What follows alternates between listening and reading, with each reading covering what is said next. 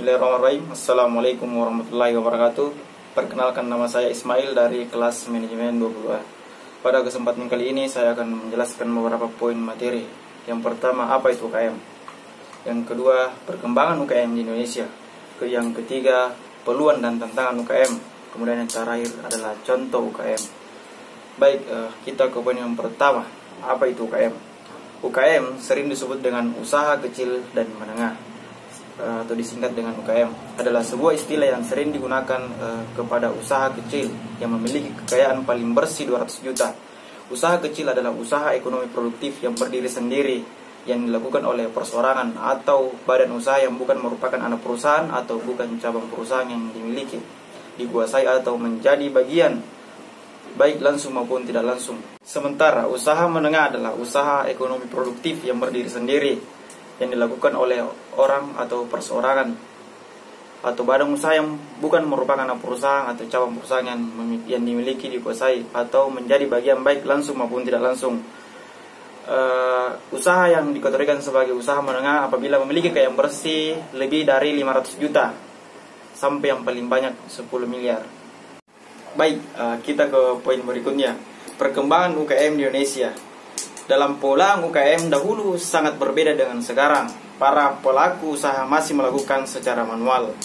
Contohnya mulai dari pembayaran, penjualan, bahkan sampai pengelolaan terhadap dana UKM itu masih manual. Dengan minimnya informasi, para pelaku usaha masih sulit dalam menyebarkan pasar usaha mereka.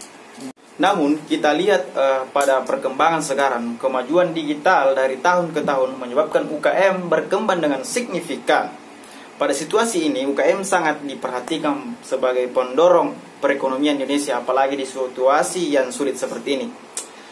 Majunya UKM di Indonesia tidak terlepas dari perkembangan teknologi yang terjadi saat ini. Beberapa penelitian menunjukkan kalau salah satu faktor yang mendukung perkembangan UKM adalah karena pemanfaatan sarana TIK atau teknologi dan komunikasi.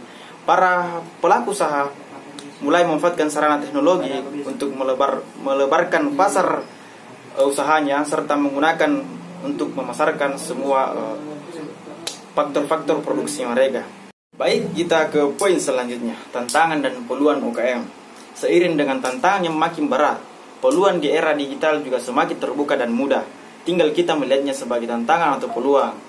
Meningkatnya permintaan produk-produk kreatif melalui sektor UMKM, perkembangan gaya hidup digital sampai bonus demografi menjadi potensi dalam meningkatkan sektor usaha.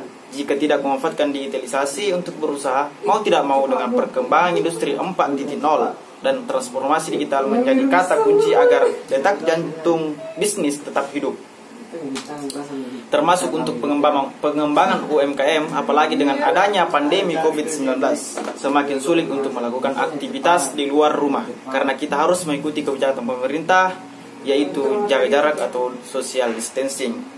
Maka dari itu, momentum pandemi ini sangat tepat untuk memanfaatkan teknologi digital. Banyak sekali keuntungan yang akan diperoleh UMKM yang dengan cerdas mampu bertransformasi memanfaatkan digitalisasi, yakni sebagai berikut.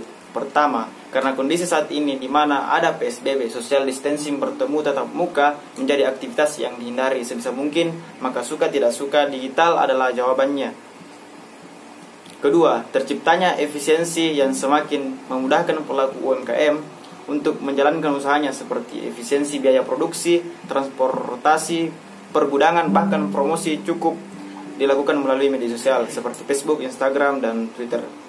Menurut saya, ada beberapa strategi yang bisa diterapkan bagi sektor UMKM dalam merespon masa depan yang dapat dilakukan oleh para pebisnis. Yang pertama adalah komitmen peningkatan investasi di pengembangan digital skill, termasuk SDM, infrastruktur digital, dan lain-lain sebagainya. Kemudian yang kedua, selalu mencoba dan menerapkan teknologi terbaru. Kemampuan beradaptasi karena pengembangan teknologi sangat cepat. Kemudian yang ketiga, menggali untuk kolaborasi baru sebagai model sertifikasi atau pendidikan dalam ranah peningkatan sumber daya manusia. Kemudian yang keempat, dilakukannya kolaborasi antara dunia instruksi, akademisi, dan masyarakat. Baik, kita ke poin selanjutnya, contoh UKM. Baik, contoh UKM sangat banyak sekali yang diminati di Indonesia. Banyak sekali dan sering sekali kita jumpai yang ada di Indonesia. Yang pertama itu kita sering melihat bahwa yang namanya bisnis kuliner di Indonesia itu sangat banyak sekali yang dilakukan oleh para UMKM. Yang kedua ada bisnis fashion. Yang ketiga bisnis pendidikan, bisnis otomotif, bisnis agribisnis, bisnis store dan travel, bisnis teknologi internet, dan masih banyak lagi kegiatan-kegiatan UMKM yang ada di Indonesia untuk meningkatkan perekonomian. Baik, cukup sekian yang bisa saya sampaikan pada kesempatan kali ini. Mohon maaf bila ada kesalahan, lebih dan kurangnya mohon dimaafkan. Wassalamualaikum warahmatullahi wabarakatuh.